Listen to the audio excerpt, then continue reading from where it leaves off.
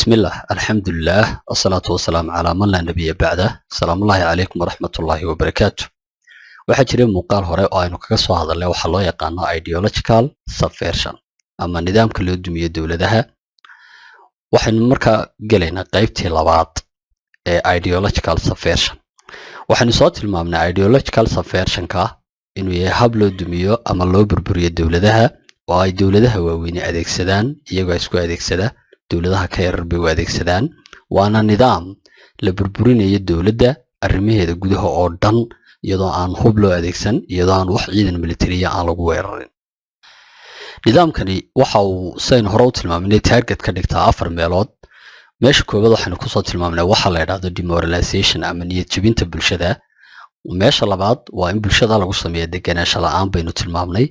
oo loo diido deganaanshaha xagga dhaqaalaha xiriirada arrimaha dibadda difaacooda oo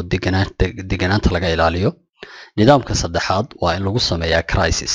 yani dhexdooda waa inuu ka dhaca dagaalo iyo rabshado nidaamka afraadna waa in la qabsado afartaa wado ama afartaa target bay bulshada had iyo jeer ka leeyihiin bulshada ay duminayaan tusaale ahaan oo kale habka koowaad ee niyad jabinta waxay qaadataa bay yidhahdeen muddo u dhaxaysa 15 ilaa 20 sannadood muddadaasina waxay ku tilmaameen waa muddada lagu bari karo jiil cimrigooda qayb ka mid ah wax lagu bari karo 15 ilaa 20 sannadood kamana yaraan karto kamana badan karto sida uu tilmaamay Yuri Bezmenov muddada waxyaabaha ay sameynayaan waxa ka mid ah waa in la bedelo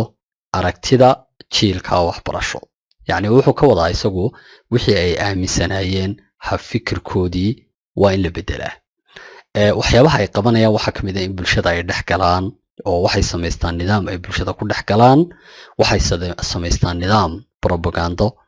oo waxay doonaan ba adeegsadaan ama media ha adeegsadaan ama dad nool oo bulshada ku dhex jira ba ha adeegsadaan laakiin waxay sameystaan nidaam propaganda ay sameystaan haddaba habkan niyad jabinta oo uu ninka la yiraahdo Yuri Bezmenov ka hadlay 1985kii waraysi uu bixiyay waxa target laga dhigtaa isaga laftarkiisa 6 qaybood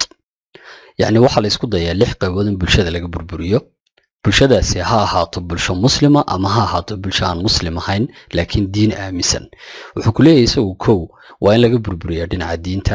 laba waa in laga burburiyaa dhinaca waxbarashada saddex waa in la burburiyaa social life يعني حب نورليتكي بالشدة هي أخلاقيات كودية وجارها أفر وين لقى بربرية نظام كودي الدولي جاها يعني باور ستراكشر كودي وين لبربرية شن وإن لكل الدلاء أو الحماية حرير كود حياة شقالها هي شقدا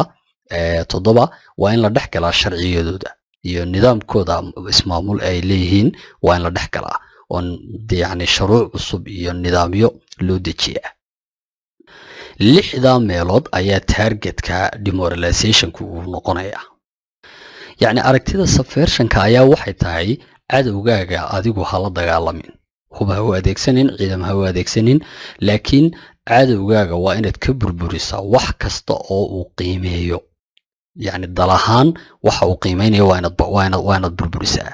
cadowgaaga waa inaanu adiga cadow ku arag waxa aad wadana waa inaanu cadow arag yani nidaamkaaga ilbaxnimadaada aragtiyaha aad wado waa inuu cadowgaagu u arkaa wax bedel u noqon kara waxyaabii isagu uu haystay marka waxyaabaan uu haystay dalkan adiga cadowga ku ah ayaad nacsiinaysaa marka wixii adigu aad waday baad jeclaysiinaysaa waxaas uu u arkayaa wixii wax bedelka ah waliba bedel wanaagsan ka ah soo duuduuba ideological subversion waxa la leeyahay bulshada cadowgaaga aad weerar lahayd waa inay noqotaa bulsho iyadu dhibis ku filan kaagana filaata inaad weerar iyo wax noocaas aad ku qaado مثلا أستامها لجا ربط دلكو إنه يعيشوا دلك لجو سميني ideological subversion أستامها لجا ربط إنه يعيشوا وحكم ده كو وضن كواينو هذا الدل فرن أو ديمقراطية مركز ideological subversion وكسور جلية مركز دلك وين لجا ديجا خرط الدل ديمقراطية كو لبا وإن يكتر عن دقائق كل دوان بالشدة الحديدة ودي مركز دقائق كل دوان وبالشكل عرقتي الدوان وين يكتر saddex dhaqdhaqaaqyada marka waa inay kamid ahaadaan qaybtiida nidaamka meesha ka jira marka qaybaha had iyo jeer la diida nidaamyada meel gaar ah ka jira waxa kamid ah koow dambiilayaasha qaad la xukumay oo u arka xukunka ku dhacay inuu cadaalad darro yahay oo kale dad bulshada inteeda kale ka fikir duwan way iska jiraan bulshadan la nool laakiin aragti ahaan bulshadu waxay aaminsantahay ma wax kale iyadoo aaminsan oo ka fikir duwan saddex dad raba inay awoodda xukunka iyagu la wareegaan afar dad psychotic ah siduu isagu tilmaamay Yuri Bezmenov dad psychotic ah marka psychotic waxa la yiraahdaa waa xanuun maskaxeed bulshada qayb ka mid ah ku dhaca waa xanuun qofku aanu kala saari karin qofka xanuunkan uu hayaa waxaanu kala saari karin waxa dhabta ah iyo waxa khiyaaliga ah waxa xaqiiqda ah iyo waxaan xaqiiqda ahayn waxa muhiimka iyo waxaan muhiimka ahayn baanu kala saari karin marka bulshada noocaas ama dadka xanuunka noocaas ay ku dhacaan waa inay bulshada ku dhex badan yihiin dibadna waa in iyagana laga faa'iideystaa shan dad ama group ajaanib ah oo bulshada lagu dhex darsado wakiilna waa cadowga kuwaasina marka waa inay jiraan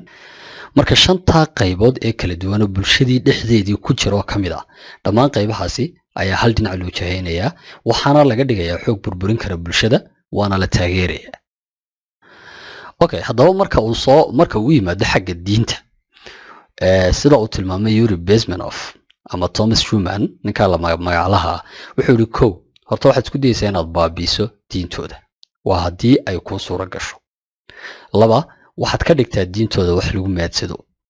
sid alla saad kaga dhigi karto wax yar oo iska riwaayado qadiimi oo laga baxay wuxuu ku leeyahay ka dhig wax laga baxay oo qadiimi ah tirtir caqiidada saxda ah ee diintooda nuxurka saxda ah ee diintooda iyo dadka kala fogee ku bedel ururada diineed ee bulshada ay qadariso iyo culimada waaweynba kuwo khiyaali ah yani kuwa adigu aad la soo baxday aragti aad leedahay xambaarsan fikirkaagii sida haddana diintii garanaya oo culimo ah kuwa waa inaad ku bedeshaa ka weeci dareenka dadka xaqiiqdooda diinta ah yani waa nidaamka ay marayaan qolada sida ideological subversion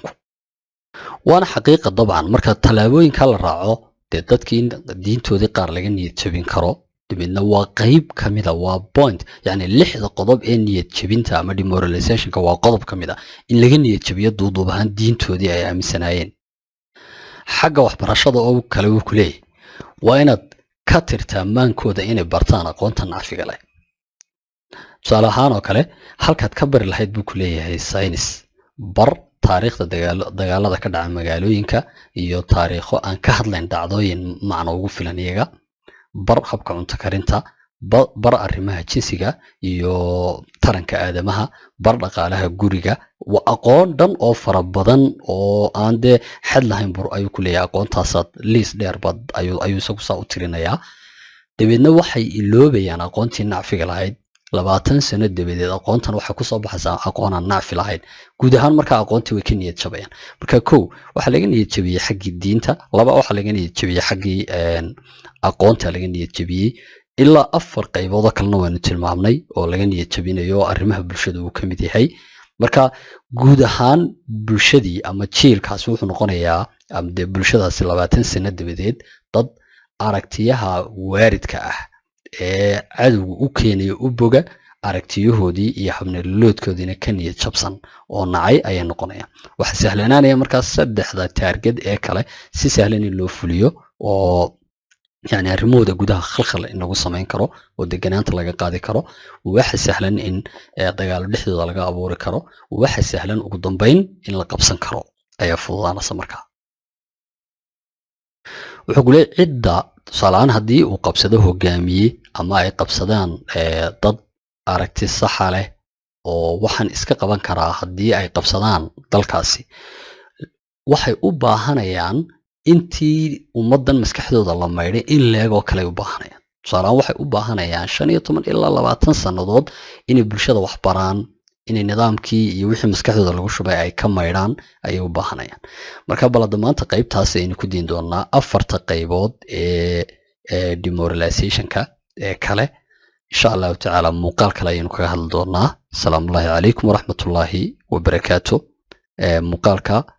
ku sii dhaaf like haddii aanad ku soo biirina channelka waxaad isku daydaa inaad ku soo biirto insha Allah